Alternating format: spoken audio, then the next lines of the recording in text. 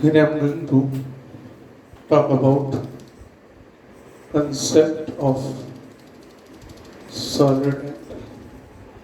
Look, actually, in electrostatic sometimes there are problems where Gauss law can be very useful, but the situation arises when there is question of solid angle. For example, if it is asked, I just give an example. This is a disk of radius r. From this disk, there is a point D. Here is a charge Q. This disk is hypothetical. Now, what if you want to find the flux through disk? Now, this becomes a complex question because flux through this Q will be Q by epsilon naught over the whole sphere. This is a disk of radius capital R. Now, let me tell you the concept of solid angle first. Then we'll solve this problem.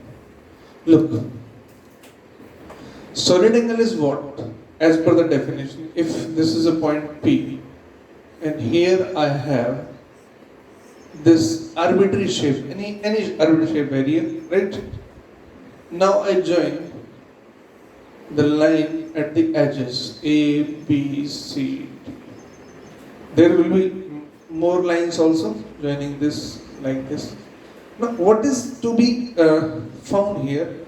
If this area is dA, and suppose all this that this area taken is very small, and all these distances are same, then the solid angle d omega is dA by r square, the area upon r square.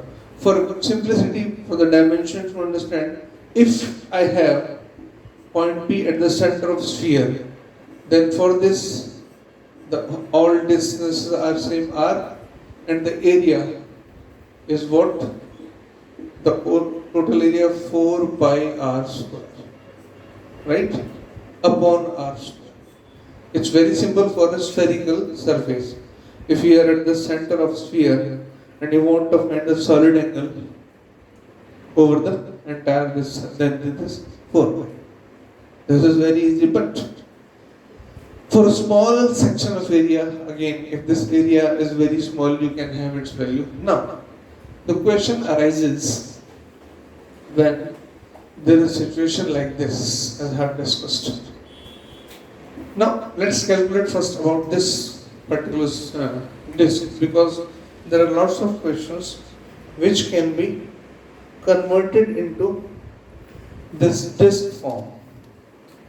Almost 30 questions. Look, this disk we have, say, this distance, whatever it is, what I do now, this distance I take here, it is d, right? What I do here, I join these points. Take this distance as small r. This distance will also be smaller. This point O, this is the disk, this is the center of the disk, right? If I join the peripheral point, only 2 points I'm taking. Now, if I can draw a sphere of radius r, taking this point as center, I can draw a sphere. Yes? Now, if I can calculate this area A, this one, right?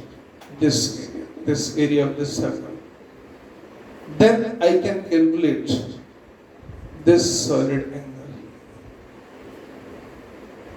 right? This area, if calculated, then I calculate. Now, another important thing is that for its each point, the r will be different. Look here. If I draw here, this r dash will not be equal to this r. This r is the radius of sphere now. So at each one, dA will be defined in different form. But look at very important thing, that this section of sphere, look this section, that is the bowl, right? It's like a bowl. Now, for this point P, the solid angle made by this section or this section is same. I hope you are getting. What solid angle means? Encapsulating a given area over a point. If I would have done this point as per the definition,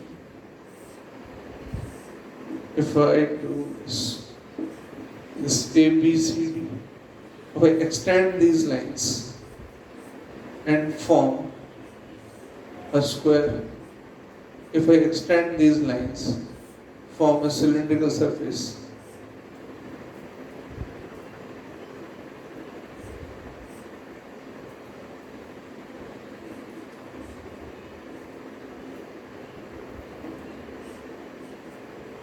Now, whatever the surface is, these distances R1, this will be total R2, this will be R3. Whatever this is area A1, A2, A3, but this angle will be same like plane angles. As in plane angle, what we do? This is plane angle theta. This is arc upon radius. This is arc upon radius. Whatever the ratio of arc upon radius, angle remains same. Here, whatever the ratio of area upon distance, angle will remain same. Here I am saying that solid angle is area upon distance. If I calculate this area and divide its variable distance, that will be same as I calculate this area, I call it A dash, upon this, because now this area is simpler. Because point of each point of this area, this is spherical, is at a distance r. Are you getting what I'm trying to say? For this distance, if you count this point P, then each point is at a different distance. As I defined dA by r square. For each point, dA will be different and r will be different. The integration will become more complex. But if you consider it as a bowl, then this lower section, this will also have the same definition, A upon r square. And for this, the r will be same. Only dA need to be calculated. This is very important thing to understand.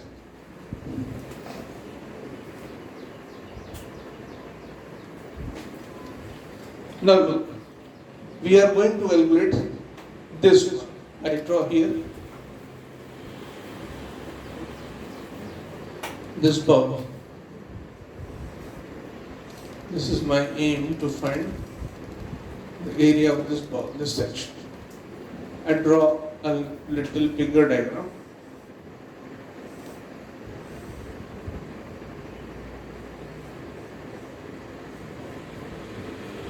Now look, suppose this angle is theta. The opposite side angle will also be theta. I take any point, I take a little angle d theta, and consider this P, say P dash. P dash is R, right? Now this P dash, if I revolve it will cut out a circular section through this bowl, this is spherical bowl. This is P, this is P dash. I revolve it. This will extract out a circle in this way. Look carefully. In this way, it will extract out a circle. The radius of that circle will be this one. Look carefully. Here I redraw it. P dash.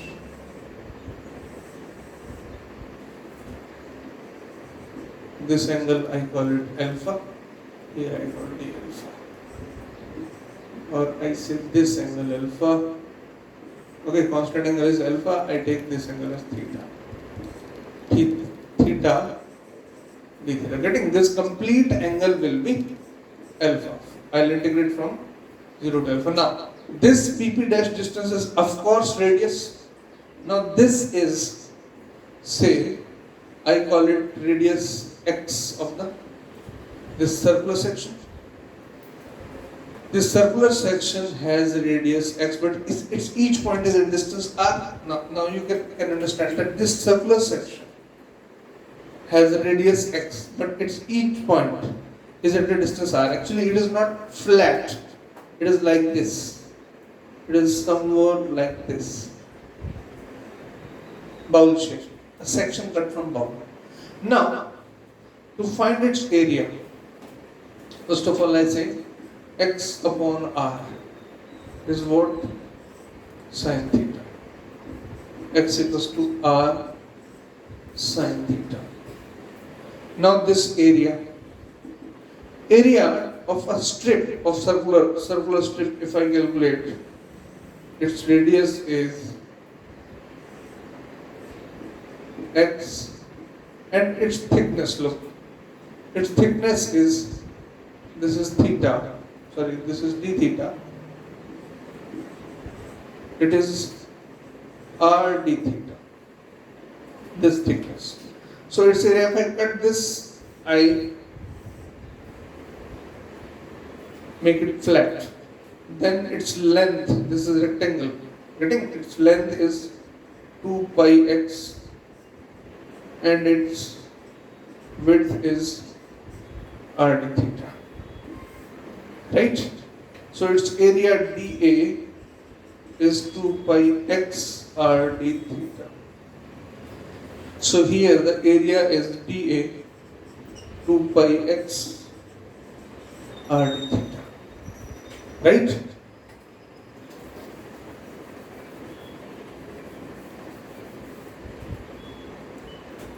Right? Now, this area dA I have calculated. I want to calculate the complete area. Complete area goes from, this variable is theta. First of all, I write here dA is 2 pi. X is what? R sin theta into r d theta. I have dA 2 pi r square sin theta d theta. Now this theta goes from 0 to alpha.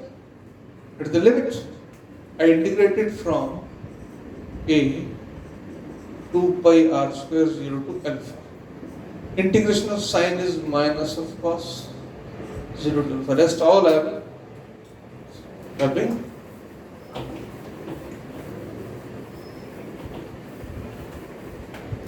Here I have a is equal to minus 2 pi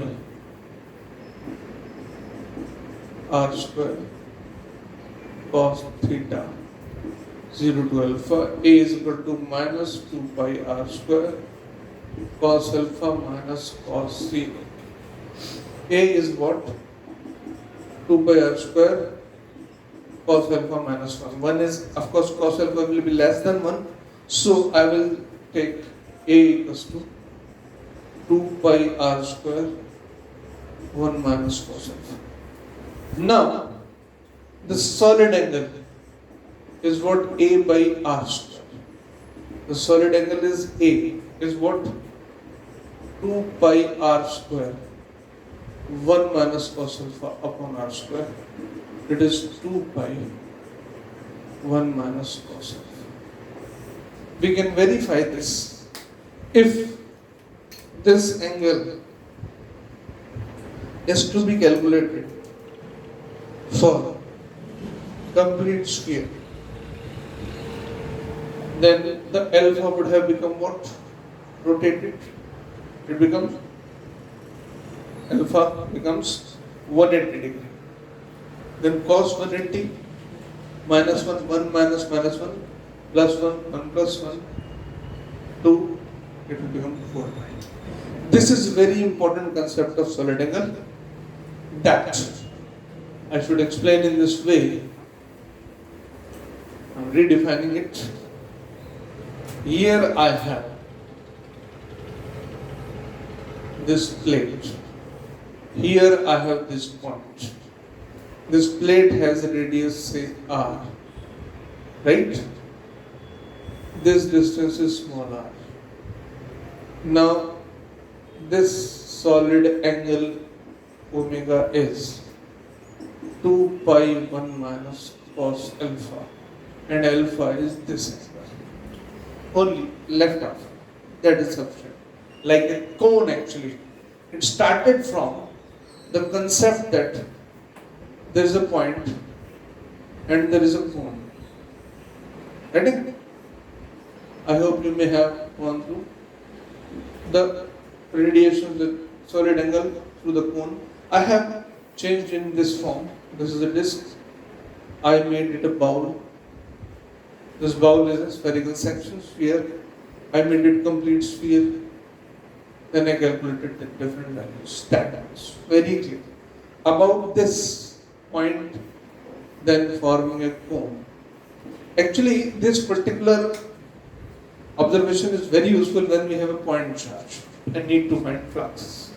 So, from a point charge, if we have a plane surface just behind, just before it. Now look carefully what I want to say. There is a point charge and there is a plane surface, plane circular surface, right? Then this will be angle alpha. This will be angle alpha. Then the solid angle is 2 pi 1 minus cos alpha. This will help a lot in lots of problems. First, I exactly solve the similar problem. There is a cylinder, as I explained the problem in the starting. There is a point P at a distance d from this disk at distance r. Now to find the flux through this r. Now we can consider, or the question can be given that this is a cylinder of radius r. A point charge is placed at this point. The question can be changed in this way. We have a cylinder, there is a point charge placed at a distance d away from its one of the surface section. Find the flux through this end. Or it would have been this cylinder also. The flux would have been asked from this end. Or this is D1, this is D2. Flux would have been asked from that point on. Now, make it simple. Calculate this alpha only.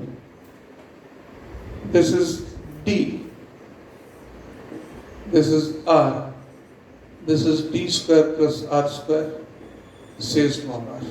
Right? This is alpha. Cos of alpha is D by R. So this solid area 2 pi 1 minus cos alpha. The total charge will give from the sphere total.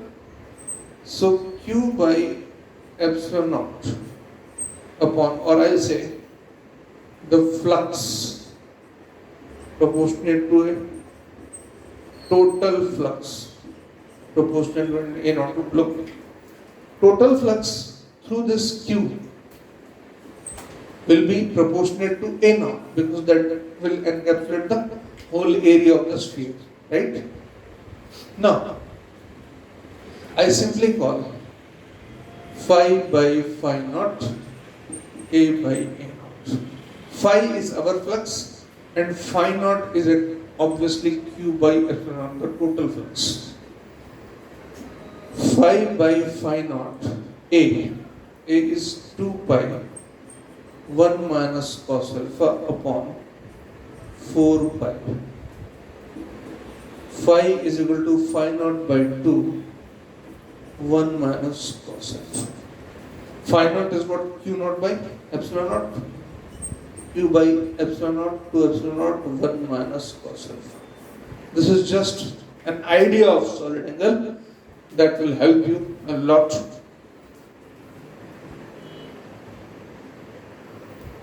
We have what?